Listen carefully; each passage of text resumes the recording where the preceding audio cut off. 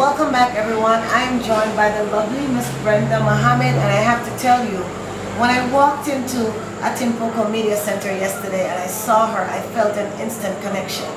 At first I thought she was Caribbean, because you know how the Caribbean vibes is. And then I kept asking Yazid, is you know I'm Caribbean? She's American, but she's African, as we all are.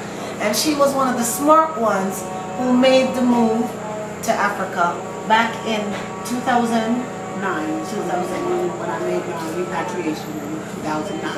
Okay, so tell me about your first trip to the motherland, and then subsequent trips leading up to you deciding to repatriate.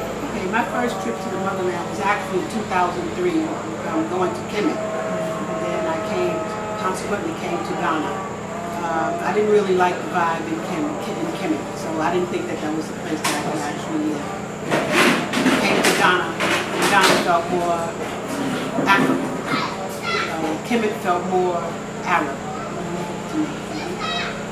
And how many trips had you made to Ghana prior to deciding to come here fully? My first trip was with a organized tour group in 2005, 40 people, and I didn't like the idea of being controlled. So after that, I made several trips. I came back to Ghana every year. Even twice. I came twice in 2008 and twice in 2009. My second trip in 2009 was actually when I moved here. Okay. And $1 million question, because you know people think about relocating. Even when you're trying to make a decision to relocate, say from Florida to New York to Maryland, it's a very huge decision. You're talking about relocating from the USA, where you spent the bulk of your life, you did a really great job, and coming to Africa. And we already know how a lot of Americans perceive Africa to be. How challenging was it for you to just decide and say, you know what, I'm just going to do it, that's where I belong? Talk a little bit about that process. Well, actually, it really wasn't a challenge for me making the decision to move to Africa. I felt a connection to Africa since I was in my youth, since I was about 13 years old. I was involved in a school that was African-centered. So I was very knowledgeable at a very young age of African culture, and I was an artist as well. So I, knew some art history and where a lot of, the origin of a lot of art came from Africa. So coming to Africa wasn't a hard decision for me. And actually, in 1986, I had just bought a house, and I watched a program on Tony Brown Journal, and it was showing diaspora making a repatriation to Ghana. And I was like, wow, how do I do that? So I called around and tried to get information, but was never able to get any real information as to how to do it. And then in 2004, when I got involved with the Dessert Club and was able to come to Ghana and liked how it felt here. So consequently, I would come back every year so I could see and feel if it was a place that I could really live, and then made a decision to retire and come here. I did an early retirement, and now I'm a pensioner and receiving Social Security and feel very secure here in Ghana. Awesome. And we, a bunch of us, the whole tour of us from Africa for the Africans, we're just at Fiancra, and that is the place where Brenda and some other folks, they talk about that village. Okay, well, Fiancra is, the reason I chose Fiancra is because of some of the little horror stories that I heard about people trying to assess land, and I felt that it would be a place where I would have the least trouble. I also like the fact that it was a diaspora community, because in my coming over the years, I stayed in Tema and Community 5, I visited Community 1, Community 2, I stayed a weekend in Country Hill, I stayed in Cape Coast. So I stayed in a number of places in Ghana, in Accra and Tema, out here in the eastern region. And I like the spiritual feel, the feel of the land in Ghana. I used to go on the spiritual retreats in Bowling Green, Virginia, and meditation retreats, and also to the Vipassana up in Virginia, in the Roanoke area, and it had a very spiritual feel to it, and I felt the peace there. As a matter of fact, I tell my daughter when I'm talking to her, I feel like I'm living in a national park somewhere. So that's how I got involved in wanting to live in the Right, and her son Yazid, who we spoke to, also lives in Fiancra among some other folks who we met. Very powerful people, great place to live. But you know, I like to talk about the relationship between you and your son, because we know how it is. Lots of challenges with finding a business partner, sometimes even a family member. Because you know, there's a generation gap. He might have an idea for his future. You have an idea for your future. Talk about the relationship that you had with your son prior to you deciding to come to Africa, and why you chose to invite him to come to Africa with you. Okay, actually it's a relationship that I have with all my children. As I said, at a very early stage, felt my connection to being an African born in America. And it was something that my husband and I, we passed on to our children. And we've always had an entrepreneurial spirit. My children and I have had a number of businesses together. And I have a vision that I want to leave a legacy, not just for my son, but for their progeny. And so I had asked Yazid to come with me in 2006 to Ghana, and he really wasn't that interested. So with the resources that I was able to accumulate through some investments that I had made, I said, if you're able to come to Ghana, and I can provide some of the resources for you to develop a business in Ghana. And he was still a little bit leery, about it. However,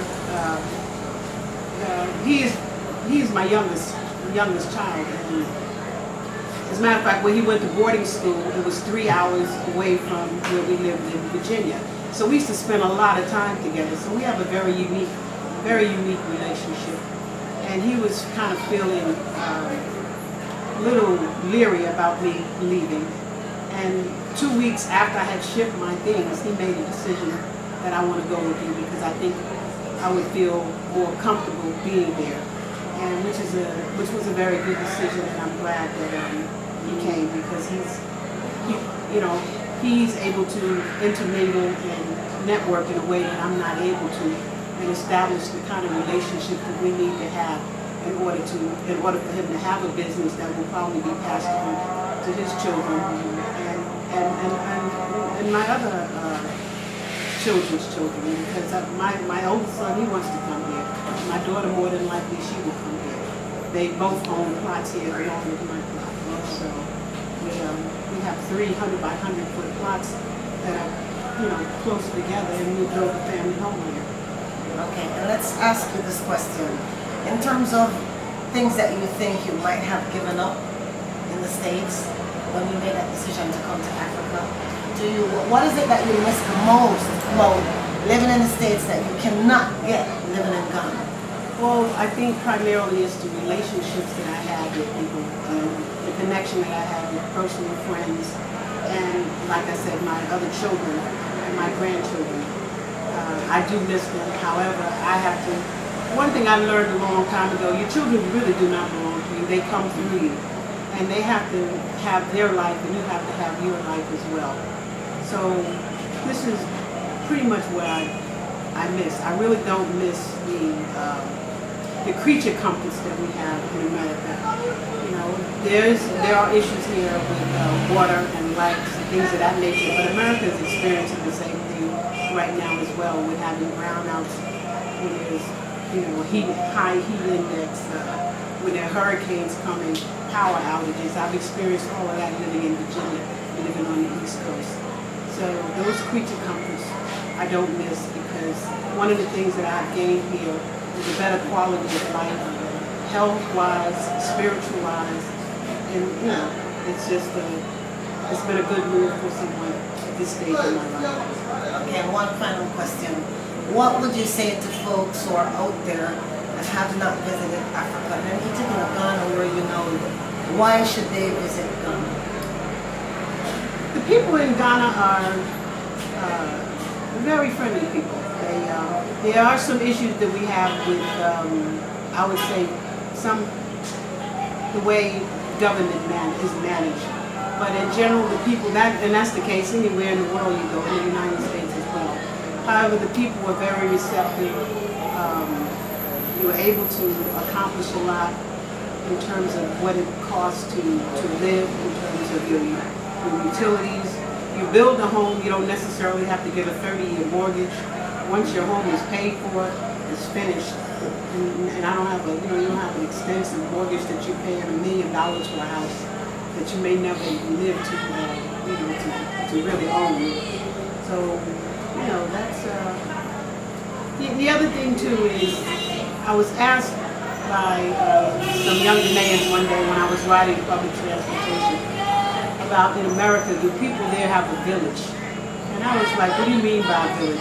And they said, like, if you're having problems or a hard time, do you have a place you can go? And I was like, well, I have a village, it's called my house, and my children can come there when they're having a hard time. But I don't know where I would go unless I'd be going to their house, So that's a very unique thing in being able to establish and build a village for yourself that we don't necessarily have as a people of color in America. And I would say Africans born in America need to know that Africa, the continent of Africa, is their home, and they can always come home. That's a very fitting note on which to end, but because your story is so powerful, we'd like for you to tell our viewers how they can get more information on you. Do you have an email address, a website, a number? If folks want to just bounce ideas off of you, if they're trying to plan that journey back to the motherland. Well, Yazid has a Facebook page. I'm not really, I worked at a computer for 25 years and really had no intention of coming here and being involved on that level. So Yazid is the one who has set up a Facebook page, and we're in the process of having a webmaster build us a website. And that is coming, but in the interim, they will be able to access his Facebook, see some of the things that we're doing, seeing that we're making a difference. Coming here over the years in this area, in this rural area, I saw a real need to develop something for the youth here as well as the elders, and it's really been the impetus for what we have done here.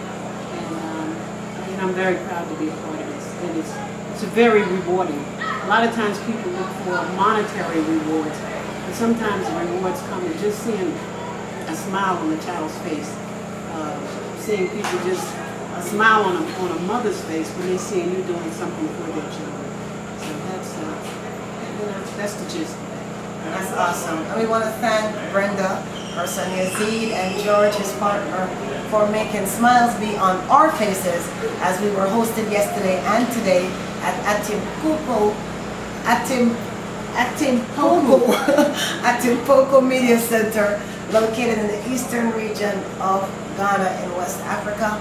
Until we talk again, keep it locked to Pep Talk, and do not forget that it doesn't matter where you're from, as long as you're a black person, we're all Africans. Take care.